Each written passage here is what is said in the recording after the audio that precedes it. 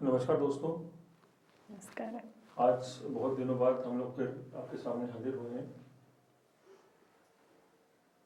आज का हमारा विषय जो है वो छत की खेती और गार्डनिंग है। जो अक्सर हम जब बाहर कहीं घूमने जाते हैं तो वहाँ की हरियाली देखकर, वहाँ की सुंदरता देखकर हमें बड़ा ही मन को बड़ी शांति मिलती है और मन को बड़ा सुकून मिलता है। और अगर हम चाहें तो ये मन की शांति और सुकून हमारे घर में भी हम लोग उत्पन्न कर सकते हैं। इसमें थोड़ा सा प्रयास, थोड़ा सा इसमें अपना मन और थोड़ा सा इसमें अपना ध्यान रखना पड़ेगा। ये सब चीज़ों का अगर हम, और थोड़ा सा धन भी इसमें लगाना पड़ेगा, पैसा भी इसमें ज़रूरी है। तो इन सब चीज़ों का समावेश करके हम एक घर में, अपनी छत पर और अपने लॉन में, बाहर घर के आंगन में हम लोग एक बहुत ही गमलों के द्वारा और अलग अलग चीज़ों के द्वारा, जो वेस्ट है जो उसके द्वारा भी हम लोग एक हरियाली और सुंदरता अपने घर के अंदर जो है वो बना सकते हैं। और ये बहुत कठिन नहीं है दोस्तों, बहुत आसान काम है। लेकिन इसके लिए ये कि कोशिश हमें करनी होगी, हमें सोचना होगा इस बारे में कि हाँ, हमें कुछ करना है, हमें पर्यावरण प्रेमी बनना होगा।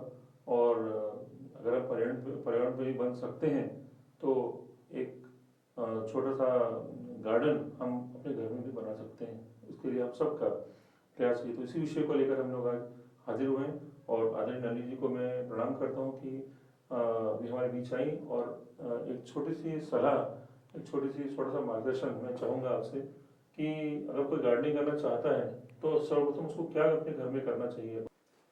नमस्ते। विवेक जी ने जो प्रश्न किया है, असल में बागवानी के लिए पैसे की कोई विशेष आवश्यकता नहीं पड़ती है, बस इच्छा होनी चाहिए होती है। मैंने देखा है कुछ महिलाओं को, उनके घर आम आता है तो वो आम के वो बीज लगा देती हैं, जामुन आता है उसका बीज लगा देती हैं, जो भी चीज़ें इस तरह से आती, सीताफल घर में खाया तो उसका बीज लगा देती हैं, पपीते का लगा देती हैं, पौधे थोड़े बड़े करके मोरंगे का बीज लगा के वो पौधा तैयार करके वो दूसरों में बांट देते हैं, उनके पास जगह नहीं है लगाने के लिए। पर ये मतलब अंदर से आना चाहिए। जो एक इसके पहले विवेक जी ने एक शब्द प्रयोग किया कि पर्यावरण प्रेमी बनना चाहिए हमको। पर्यावरण के बारे में अगर हम सोचते हैं या फूल पौधे हमें देख करके आनंद मिलता है, जैसे चिड़िया को चुगते देखना, चिड़िया को उड़ते देखना, बतख को तालाब में तैरते देखना, ये सब कहीं तो भी हमें सुकून पहुंचाता है। वैसे ही पौधे भी हमें देख करके, सुंदर फूल दिखता है तो मन प्रसन्न हो जाता है, मतलब अंदर से खुशी मिलती है। तो ये जब हमें पर्यावरण के प्रति हमारा इस तरह का रुझान रहता है तो निश्चित रूप से बागवानी खर्चीला कहीं से भी नहीं है। सब चीज़ें घर से जुटाए जा सकते हैं, थोड़ा बहुत पैसा खर्च करना होगा। टूटे फूटे बर्तन, तेल के पीपे और कुछ भी लेकर के, जिन जिन महिला का मैं बता रही हूँ उनके पास एक भी गमला नहीं था, पर उन्होंने हमेशा बहुत सारे पौधे तैयार किए और लोगों में वितरित किए। तो कुछ टूटा मटका भी चलता है। तो इस तरह से कुछ भी बर्तन अपने जो घर में अनुपयोगी हो जाते हैं उनको उपयोग करके बागवानी की जा सकती है। तो पैसा इसमें महत्व नहीं रखता, इसमें महत्व जो चीज़ रखती है, जो मैं कहना चाहूँगी वो होती है सिर्फ इच्छा। और इच्छा क्या है कि थोड़ा सा श्रम करना पड़ता है, पर वो श्रम बहुत आनंद देने वाला होता है। आप बीज लगाते हैं, फिर वो देखते हैं अभी 8 दिन हुए, 15 दिन हुए, अभी उगा नहीं, फिर 2 पत्ते निकलते हैं और 2 पत्ते देख के बहुत मज़ा आता है। फिर 2 पत्ते के 4 होते हैं, बड़ा होता है, फिर उसमें फूल आता है। ये सब हर एक उसका जो, जैसे अपन छोटे बच्चों को छोटे से बड़ा होते देखने में जो आनंद लेते हैं, बच्चा छोटा है फिर वो पालने में हुआ करने लगता है तो मज़ा आता है, हाथ पैर चलाने लगता है तो और मज़ा आता है, फिर वो खड़ा होकर के डोलते डोलते चलने लगता है, उसको देखने में मज़ा आता है।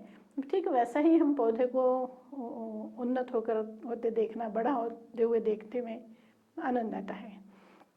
तो हमें बस मन की तैयारी रखनी है, थोड़ा सा श्रम चाहिए और श्रम का एवज हमें आनंद के रूप में मिलता है।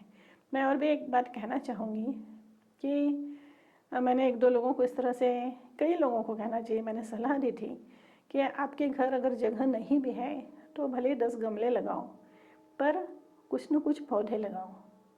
पौधे इसलिए होना चाहिए कि बच्चों को ये तो पता रहे कि पौधा कैसा होता है, कैसा लगता है, कैसे उसमें फूल आता है, कैसे उसमें फल आता है। ये कितना भी हम पढ़े लिखे और कितने भी 14वें मंजिल पे रहें और 25वें मंजिल पे रहें, पर प्रकृति से हमारा जुड़ाव बना रहना चाहिए। और प्रकृति से जुड़ाव बना रहने में पेड़ पौधों का महत्वपूर्ण स्थान होता है। और वैसे भी अपन देखते हैं कि मुझे याद आ रहा है कि एक सज्जन ने मुझसे पूछा था हमारे यहाँ का चना देख के, अच्छा चना पेड़ पे इस तरह से लगता है, जबकि उम्र में वो काफ़ी बड़े थे और देश विदेश भी घूमा हुआ था, पर चना कैसे लगता है मालूम नहीं। लोगों को ये नहीं मालूम होता है कि आलू ज़मीन के अंदर होता है। तो ये सब चीज़ें अगर हम घर में करते रहें तो प्रकृति से बच्चों का परिचय होता है और एक मन में उसके प्रति आकर्षण निर्माण होता है। तो ये हमारा दायित्व होता है कि हम प्रकृति के प्रति इस तरह का रुझान बच्चों में पैदा करें। और उसमें फिर अपने आप ये होता है कि हमें भी अपना प्रकृति के प्रति कुछ योगदान देना है। उस हरियाली की क्यों आवश्यकता है, तो उसमें हमारा योगदान होना चाहिए। तो इस तरह से हमें बच्चों को जो हम संस्कार देते हैं, उस संस्कार में बगीचा भी एक महत्वपूर्ण चीज़ है। एक बार एक स्कूल के कार्यक्रम में मैंने कहा था, हरियाली दिवस मना रहे थे वो लोग, तो मैंने कहा था कि आप अपनी भोजन की थाली में सारी चीज़ों को याद करिए और ये बताइए कि कौन सी ऐसी चीज़ होती है आपकी थाली में जो मूलतः हरी नहीं होती, क्योंकि सब कुछ अलग अलग रंगों में हमारे सामने जो आता है वो सब हरे से ही आता है। तो मुख्य रंग हरियाली ही अपन इसीलिए कहते हैं, उसको हरियाली उत्सव कहते हैं, हरियाली चादर बिछी है ऐसा कहते हैं। जो हरा रंग है, उस हरे रंग का हमारे पोषण में बहुत बड़ा महत्वपूर्ण योगदान है। तो थाली में चाहे रोटी हो, गेहूं की हो, ज्वार बाजरा, किसी की भी रोटी हो, उसका रंग कुछ भी हो, आता कहाँ से है? हरे से। सफ़ेद दूध और दूध से बने 2500 पदार्थ, वो दूध गाय के हरा चारा खाने से ही आते हैं। सब्जियां तो है ही हैं, दालों में पीला नीला हरा कुछ भी दाल हमारी थाली में हो, उसका मूल रंग हरा ही है। तो जो कुछ भी हमारे पोषण के लिए हम आहार लेते हैं वो सारा हरा ही है। तो हरियाली का हमारे जीवन में कितना महत्वपूर्ण स्थान है। हरियाली के बगैर हमारी थाली जो है वो सूनी है। चाहे हम फल खाएं, चाहे हम सलाद खाएं, चाहे हम पका हुआ अनाज खाएं, अन्न खाएं, दाल चावल सब्जी रोटी का खाना खाएं, हम किसी भी तरह से, या हम दूध पिएं, दूध के पदार्थों पर ही अपना समय गुजारें, किसी भी स्वरूप में हमारा संबंध कैसे आता है? तो हरे से आता है। ये हरा जो है यही हमारा पोषण करता है। तो इसलिए हरियाली से प्रेम, जुड़ाव, अपनत्व स्थापित हो, इसके लिए बच्चों में संस्कार बहुत ज़रूरी हैं। और अगर ये संस्कार होते हैं तो अपने आप फिर जो कुछ भी सामान है, जो कुछ भी चीज़ें हैं, उसी से बच्चे तो बहुत वो होते हैं, प्रयोगधर्मी होते हैं। तो इसलिए बहुत सारी चीज़ें बिना संसाधनों के भी खड़ी कर लेते हैं। तो फिर से मैं कहना चाहूँगी कि आर्थिक पक्ष नहीं है इसमें तो बस करने की इच्छा, और करने की इच्छा काहे से पैदा होगी कि पर्यावरण से जुड़ाव। कोई व्यक्ति अगर अपने घर में छत की खेती करना चाह रहा हो या किसी प्रकार के ऑर्नामेंटल अगर हो फूल पौधे लगाना चाह रहा हो, तो उसको कहाँ किस तरह से मदद मिलेगी, किस तरह कहाँ क्या कर सकता है, उसको करना चाहिए तो वो किस तरह भी अपनी बागवानी शुरू कर सकता है? क्योंकि कई लोगों को देखा जाए तो कई लोग ऐसे होते हैं, कुछ शुरू करने की तो इच्छा होती है पर उनको कहीं कुछ समझ में नहीं आता कि क्या करें, शुरू करें। उसमें मिट्टी में कहीं गलती हो जाती है, कहीं कोई पौधे में गलती हो जाती है, कहीं बीज में गलती हो जाती है, फिर वो बोलते हैं कि वो हम जो लगाते हैं होता नहीं है ढंग से, ये एक समस्या आती है। तो उसके लिए क्या करना चाहिए, किस तरह से उसको ध्यान रखकर किस तरह से अपनी बागवानी कर सकता है?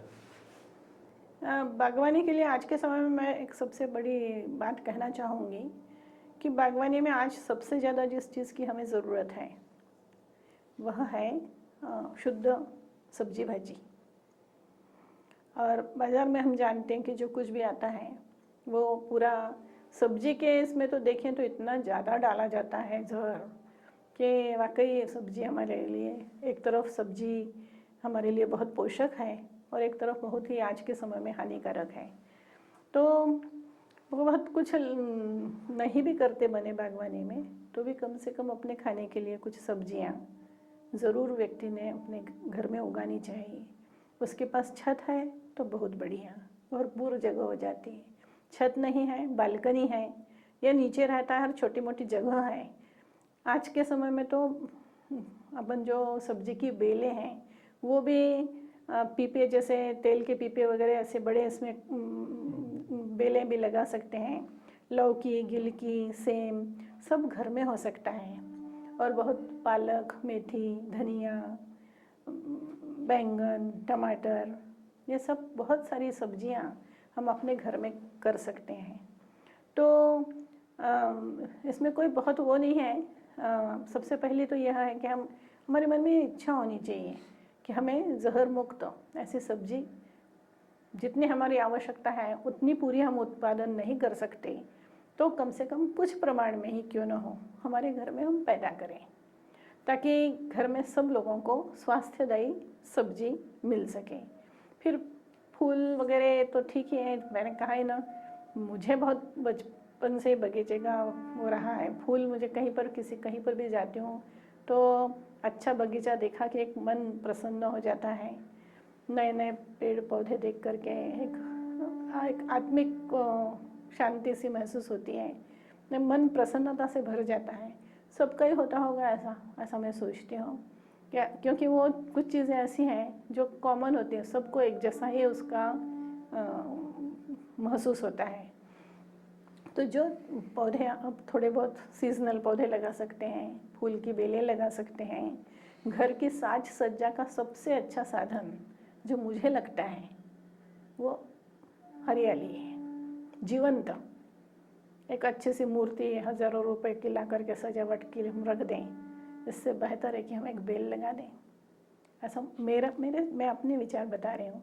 तो अपने घर को सजाना है तो उसमें सजावटी पौधे हैं, सजावटी बेलें हैं और हमारी आवश्यकता की सब्जी भाजियाँ भी हैं।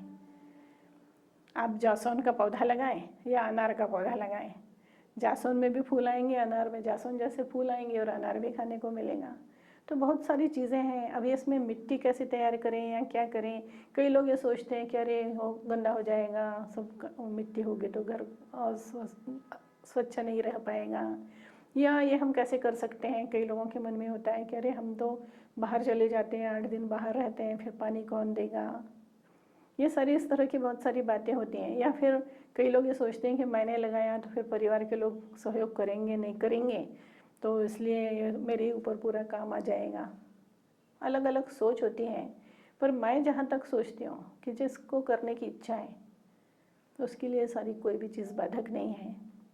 सामान्य सी मिट्टी बाजार से आजकल ढेर सारी नर्सरियाँ हैं, सब्जी के पौधे भी मिलते हैं और ऑर्नामेंटल भी मिलते हैं। तो लाना है, सारी सलाह वो दे देंगे आपको, बस करना है, करना ही महत्वपूर्ण है।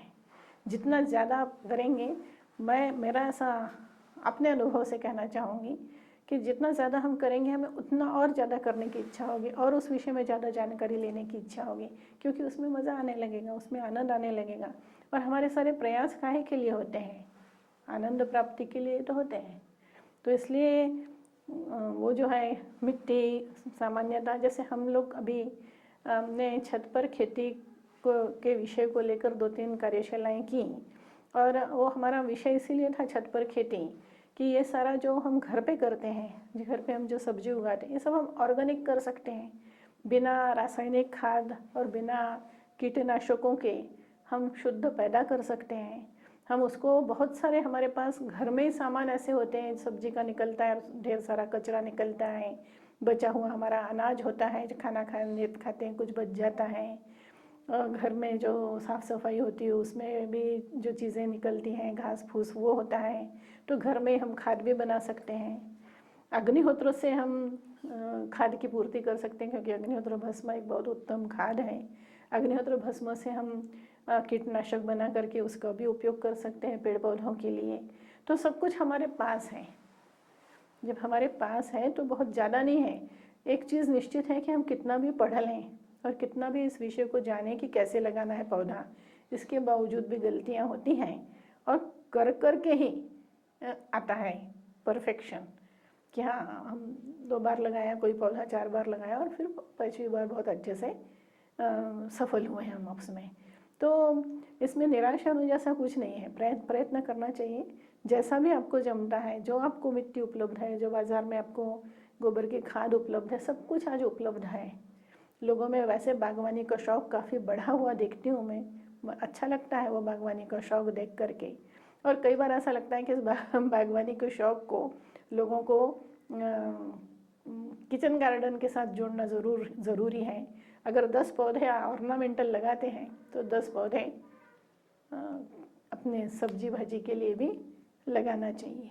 लोगों में जागरूकता आ रही है, पर इसमें अभी बहुत ज़रूरत है। ऑर्नामेंटल में तो मैं देखती हूँ बहुत ज़्यादा लोगों ने किया हुआ है, पर सब्जी भाजी की तरफ अभी ज़्यादा ध्यान नहीं है। हालांकि बहुत सारी संस्थाएं प्रयास कर रही हैं। हमारे यहाँ आश्रम में भी हमने छत पर गार्डन बनाया हुआ है, इसीलिए कि लोग आकर के देखें और उससे प्रेरित हों और अपनी छत पर सारी सब्जियां उगाने का प्रयास करें। फल के पौधे भी लगा सकते हैं। नींबू, पपीता घर का हो सकता है अगर हमारे पास छत है तो। हम अंगूर खा सकते हैं, अमरूद खा सकते हैं घर के, अगर हमारे पास छत है तो सिर्फ सब्जी नहीं, हम फल भी उगा सकते हैं। और अपने बच्चों को आज अगर हम शुद्ध सब्जी खिलाते हैं तो ये बहुत बड़ा उपहार है उनके स्वास्थ्य के लिए। मेहनत हम करें, बच्चों को भी साथ में लें उस मेहनत को करने में, ताकि उनकी भी उसमें दिलचस्पी पैदा हो। तो ये सामग्री जुटाना या ये करना कहीं से भी कठिन नहीं है, बस मन की तैयारी चाहिए। पर सबसे मुझे महत्वपूर्ण बात लगती है कि जुड़ाव होना चाहिए। अब जुड़ाव का मैं उदाहरण देना चाहता हूँ कि कई लोग जब बैठते हैं प्रकृति के पास जाके तो वो निहारते हैं, और कई लोग जाके कहीं को कहीं भी बैठे बैठा दो, कितना ही सुंदर झरना बह रहा हो, कितना ही सुंदर सामने दृश्य हो, लेकिन वो मोबाइल में लगे रहते हैं और अपना सारा समय उसमें निकाल देते हैं। कई लोग मैंने देखा कि ऑफिस में अच्छे प्लांट्स लगे होते हैं, कोई इंटरव्यू देने आता है, कोई कहीं आता है, तो वो एक बातें करते करते पत्तियां मरोड़ते रहते हैं वो पेड़ों की, कि पत्ती तोड़ लेंगे मरोड़ लेंगे। कई बार बच्चों को भी ऐसी आदतें होती हैं। ये आदत आपको बचपन से डालनी पड़ेगी। जैसा बोले थे कि बच्चों को सबको एक माहौल तैयार करना पड़ेगा उनके लिए कि प्रकृति क्या होती है इसको समझें। तो मुझे देख के बड़ा कई बार बुरा लगता है कि आम का पेड़ तो आम तोड़ के या पत्तियां तोड़ के वो खेल रहे हैं उससे, तो ये कोई इस तरह से ये जुड़ाव का संकेत नहीं है। तो जुड़ाव का संकेत तो होता है कि हम उसको निहारें, उसको देखें, क्योंकि अगर आपने पेड़ से फूल तोड़ लिया, उसको अपने पास भी रख लिया तो किसी काम का नहीं। मेरा ये विचार है। सही है। उस फूल को उसी पेड़ पर रहने दें और उसको निहारें आप उसको देखें, तो इससे भी काफ़ी फर्क पड़ेगा और इससे काफ़ी इम्प्रूवमेंट होगा इंसान को, उसका जुड़ाव प्रकृति से होगा। अगर बच्चों को क्या होगा, कई बार क्या होता है कि बच्चों को माँ बाप डांटते नहीं, अगर वो फूल पौधे तोड़ते हैं तो वो वहीं बैठ के आपस में महिलाएं बातें करती, तो ये नहीं कहती कि जाके वो फूल पत्ती वगैरह मत तोड़ो। तो ये नहीं कहने की आदत अगर हम डालते हैं बच्चों को, और हाँ कहने की आदत डालते हैं, तो हमने कहा कि बच्चों को छत के ऊपर भी खेती करते हैं तो उनको भी जोड़ें साथ में, ताकि उनका जुड़ाव बढ़े। तो आज बहुत जरूरी कि जुड़ाव बढ़े, ताकि बड़े होके जब वो बैठे गए पेड़ के पास में तो वो कम से कम खींचकर पत्ती तोड़कर बातें न करें। ये बहुत जरूरी, तो जुड़ा रहना जरूरी। अब मेरा प्रश्न अब ये आता है कि अगर हम टेरेस गार्डनिंग करते हैं या हम ऑर्नामेंटल पेड़ लगाते हैं, हम मान लीजिए हमने कोशिश करके तो कर लिया, तो इसका हमारे ऊपर क्या प्रभाव होता है, क्यों करना चाहिए, हमें क्या जरूरत है इन पेड़ों की। हम तो प्लास्टिक के पेड़ भी लगा सकते हैं ना, सेम टू सेम। आजकल तो इतने ज़्यादा दिखने वाले पेड़ होते हैं कि आप कह नहीं सकते कि ये नकली के असली, इतने ज़्यादा असली पेड़ नकली मिलते हैं। फिर क्या फायदा है अगर हम असली पेड़ों को घर में लगाते हैं, तो यहाँ उनकी रोज देख रेख करते हैं, उनको जाके रोज बैठते हैं उस जगह पे, तो हमें क्या फायदा होगा। निश्चित रूप से फायदा होता है। जैसा मैंने कहा, हम भावनात्मक रूप से उससे जुड़ते हैं। जब हम कोई छोटा बीज डालते हैं और उसको बड़ा होते देखते हैं तो एक भावनात्मक जुड़ाव हमारा उसके साथ हो जाता है। ठीक वैसा ही होता है जैसे हमने कोई डॉगी पाल रखा है, बिल्ली पाल रखी है, हमारे पास तोता है, तो उनका कैसा कहीं बाहर जाएंगे तो याद आएगी कि अरे उसका खाने का समय हो गया है, घर में कोई नहीं है, वो इंतज़ार कर रहा होगा। हमें हमारे पौधों की भी वैसे ही याद आती है, जिनकी हम देख रेख कर रहे होते हैं, जो हमारी उसमें बढ़ रहे होते हैं। तो एक जो अपनत्व का भाव पैदा होता है वो कभी भी नकली फूलों के प्रति हो नहीं सकता। इसलिए हमारे में बहुत सारा मतलब हमको उसमें बड़ी, एक तो वो जो होता है मतलब प्रकृति का ये खेल देखने को मिलता है, बीज से पेड़, पेड़ से बीज, फिर बीज से पेड़, ये जो एक क्रम है, क्योंकि दुनिया में जितना कुछ चल रहा है सब इसी ढर्रे पे चल रहा है, इसी ढर्रे पे चल रहा है।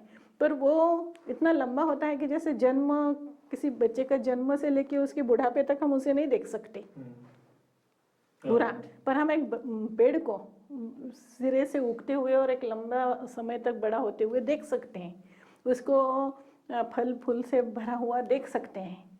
तो ये हमें कहीं तो भी बहुत सुकून देता है, बहुत आनंद देता है और मानसिक शांति इससे हमें मिलती है। हमारे घर का वातावरण में भी इनका बड़ा, इनकी उपस्थिति एक घर को मतलब हरियाली से भर देती है, तो एक उससे भी अच्छा सा वातावरण घर में निर्माण होता है। और जो बात अभी आपने कही वो चीज़ मुझे भी हमेशा बहुत अखरती है, इसलिए बच्चों में संस्कार की ज़रूरत है, इसलिए घर में पेड़ पौधे लगाना चाहिए कि वो उनको नुकसान न पहुँच, कोई भी अच्छी चीज़ को नुकसान नहीं पहुँचाना चाहिए। और पेड़ यानी एक जीवंत तो चीज़ है। बच्चे स्कूल में पढ़ते तो हैं वनस्पति जगत के बारे में, 5वीं 6वीं से ये सब शुरू हो जाता है, बल्कि इसके पहले से ही शुरू हो जाता है और पढ़ते हैं। पर जैसा भी आपने कहा कि अगर कोई पौधा है, जैसे मैं देखती हूँ स्कूल के सामने आम का पेड़ लगा है और आम के पेड़ में अभी 1-1 इंच के फल हैं, ये फल बड़े होंगे, आम बनेंगे, पर बच्चे खेल खेल में 50 फल तोड़ डालते हैं। उनको कुछ एहसास ही नहीं होता कि उन्होंने कुछ नुकसान किया है, उसका एहसास उनको नहीं होता। या एक डंडी खड़े खड़े तोड़ डालते बात करते करते, उनको इसका एहसास नहीं होता। मैंने बच्चों को एक बार बोला कि तुम्हारा कोई हाथ तोड़ दे तो कैसा लगेगा, ऐसे डंडी तोड़ना है। तुम उसको ऐसे खींचते हो पत्ते को तो कोई तुम्हें नोचे, पेड़ को भी ऐसा ही लगता है कि तुम उसे नोच रहे हो। तो उसके प्रति तुम्हारा इस तरह का जो भाव, वो जीवंत है ना, वो जीवंत है। तो जीवंत को जीवंत समझना और उसके साथ एक संवाद स्थापित करना, ये चीज़ हमें बहुत ज़्यादा सुकून देने वाली होती है। तो ये नकली पेड़ों में तो खैर हो ही नहीं सकता। और बच्चों को इसलिए बचपन से संस्कार देने की ज़रूरत है कि जिसके घर पौधे लगे होंगे वो कभी भी इस तरह से आम नहीं तोड़ेगा, कभी भी ऐसा पत्ता नहीं नोचेगा, ऐसे बैठ करके फूल तोड़ लिया और उसको ऐसे से करके फेंक दिया, इस तरह के काम उसके हाथ से कभी नहीं होंगे। मतलब उसके व्यवहार में वो कहीं से भी प्रकृति को नुकसान पहुंचाना नहीं चाहेगा, उसके उसमें ही नहीं रहेगा।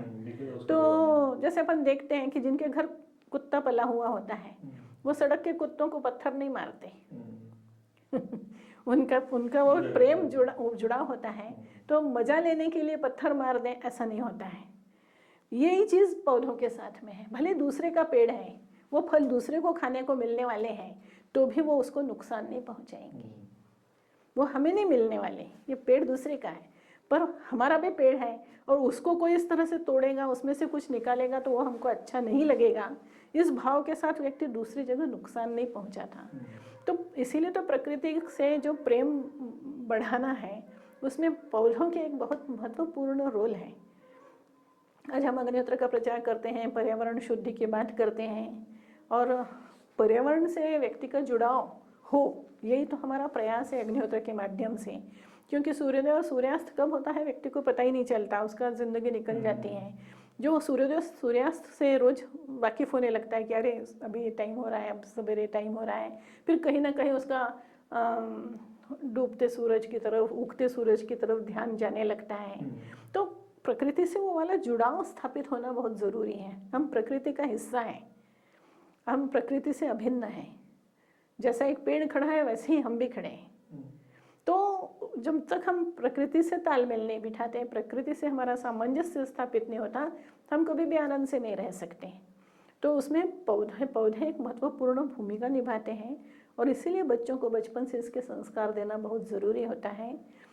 और अगर ये संस्कार होते हैं तो आगे चल कर के प्रकृति की किसी भी चीज़ को नुकसान पहुंचाने का, चाहे फिर वो नदी हो, चाहे वो तालाब हो, चाहे कुछ भी चीज़ हो, प्राकृतिक किसी भी चीज़ को नुकसान पहुंचाने की मानसिकता मनुष्य की ख़त्म होना चाहिए। उसके लिए ये जुड़ाव ज़रूरी है। ये हमारा घर है, प्रकृति हमारा बड़ा घर है। एक हमारा अपना 4 कमरे का घर होता है, एक ही हमारा बड़ा घर है। जैसे हम इसको कैसा साफ सुथरा, धूल रहित, सुंदर सजा कर रखते हैं, वैसे इस बड़े घर को भी हमें सुंदर रखना है, उसको भी हमें सजाना है, उसको भी आनंददायी माहौल उसमें बने, ऐसा प्रयास करना, ऐसा भाव पैदा हो तो फिर वो प्रकृति से प्रेम निर्माण होता है। और मैं तो कहती हूँ कि प्रकृति क्या है, ईश्वर का सजीव स्वरूप है। वो दिखता नहीं, ये दिखती है हमें आँख से। और कितनी विविधता है, मतलब उस विविधता का तो कोई अंत ही नहीं है। पत्ते हजारों तरह के पत्ते हैं, हरा रंग, उसके सैकड़ों शेड हैं, सैकड़ों शेड हैं। आप हर चीज़ का देखिए, फूल भी कितना, मतलब मनुष्य की कल्पना से परे इतना भरा हुआ है प्रकृति में, विविधता, रंग बिरंगापन, रंगीली प्रकृति है पूरी की पूरी, और अतिशय सुंदर प्रकृति है। तो उस प्रकृति से अगर हमें प्रेम स्थापित हुआ तो ईश्वर से अपने आप ही प्रेम स्थापित होगा। इसलिए पौधे उसमें एक महत्वपूर्ण भूमिका निभा।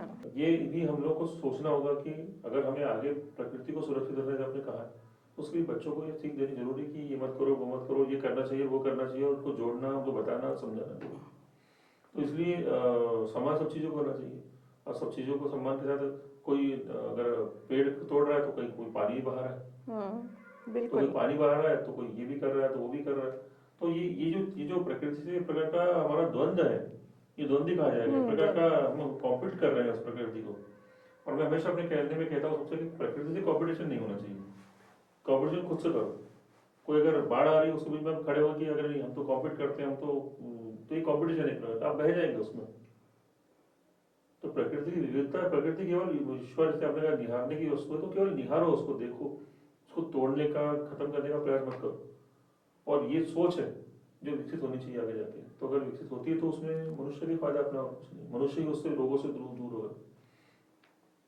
अब मैं आपसे पूछना चाहता हूँ कि अगर जैसे जो बागवानी करनी है तो उसमें किन किन प्रकार के पेड़ों को हम लगा सकते हैं अपने गार्डन में, क्या क्या किस तरह लगाना चाहिए, कहाँ उनकी जानकारी मिलेगी, तो इस बारे में थोड़ा बताइए। आपने कौन कौन से पेड़ लगाए हैं यहाँ पे गार्डन में? सभी पौधे लगाना चाहिए। वैसे अपने भारतीय पौधों को ज़्यादा महत्व देना चाहिए, क्योंकि गुलाब है, मोगरा है, चमेली है, चंपा है ना। बड़े पौधों में अमलतास है, कचनार है, हरसिंगार है, अपना वो है चंपा है, ये बड़े पेड़ हैं। तो फूल भी हैं, सुगंध भी है, और बहुत सारे औषधि भी उनके साथ साथ, जैसे गुड़हल लगाते हैं तो एक औषधि आपके घर में होती है, चमेली आप लगाते हैं तो एक औषधि होती है, आप वो तुलसी तो लगाते ही हैं, वो भी एक औषधि है। सारे के सारे पेड़ औषधि महत्व रखते हैं।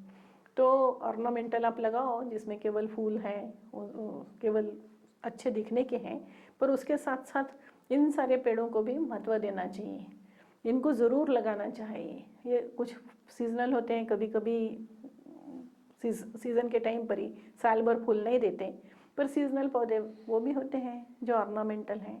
तो ऑर्नामेंटल लगाइए, पर उसके साथ साथ इन पौधों को जो सुगंध वाले हैं, सही मायनों में फूल तो वही है जिसमें सुगंध है, रंग है, सुंदरता है और सुगंध है, तो इस पर ऑर्नामेंटल में हम ज़्यादा जोर दें। आपने कहा कि आपने आश्रम में आपने कौन कौन से पौधे लगाए हैं, तो ऑर्नामेंटल तो हैं शोभा वाले, पर जितने भी देशी प्रजाति के पौधे हो सकते हैं, फलों के, फलदार वृक्ष सारे हैं जो ऑर्नामेंटल हैं, देशी हमारे भारतीय, वो सारे वृक्ष हमने आश्रम में लगा रखे हैं, बड़ पीपल से लेकर के और औदुंबर, नीम, पेड़ बहुत हैं और बहुत उनके प्रभाव हैं, औषधि हैं सारे, जैसे कदम है। तो जितने भी इस तरह के लगा सकते हैं सारे पौधे हमने लगाए हुए हैं। पूरी विविधता है। और आश्रम कहते से सबसे ज़्यादा तो वही चीज़ आती है कि पेड़ के नीचे बैठ कर के कहीं पर भी हम शांत चित्त उसको सब निहारते रहें। एक ध्यान के लिए इससे बेहतर वातावरण नहीं हो सकता। तो ऑर्नामेंटल के साथ सारे देशी और देशी बड़े पौधे, पेड़ और फल के सारे पेड़ आश्रम में हैं। समाप्त होती है और मेरे विचार से हम लोग को कुछ मार्गदर्शन मिला होगा। आप लोग भी अपने घर में टेरेस गार्डनिंग कर सकते हैं, अपने घर को हरा भरा बना सकते हैं। बच्चों के विकास के लिए, अपने खुद के विकास के लिए, शांति के लिए और आनंद के लिए हम लोग ये काम ज़रूर अपने घर में करें और इसका लाभ उठाएं। इस संबंध में कोई आपके क्वेश्चन हो, प्रश्न हो तो इस वीडियो के नीचे जो कमेंट्स बॉक्स है उसमें आप जरूर आकर अपने कुछ क्वेश्चन पूछ सकते हैं, इनका जवाब आपको हम जरूर देंगे। तो ये सेशन ही समाप्त होता है। अगले नए विषय को लेकर पुनः हाजिर